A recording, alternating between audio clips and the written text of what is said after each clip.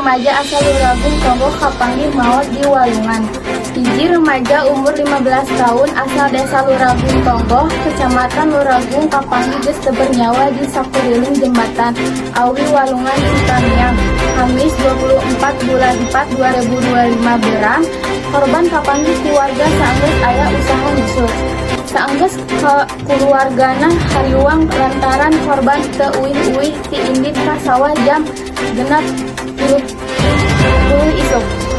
Korban indit ka sawah sorangan deket Walungan. Padahal boga riwayat penyakit epilepsi jeung biasana sok ditambong ku indina. Jadi jam 8 isuk korban teu uih.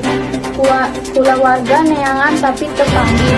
Saenggeus ngalaporkeun ka RT jeung ka Kubu, warga nyusur 2 kali. Dina nyusuran kadua, korban kapanggih di tukangan jembatan Awi dina kaayaan maot.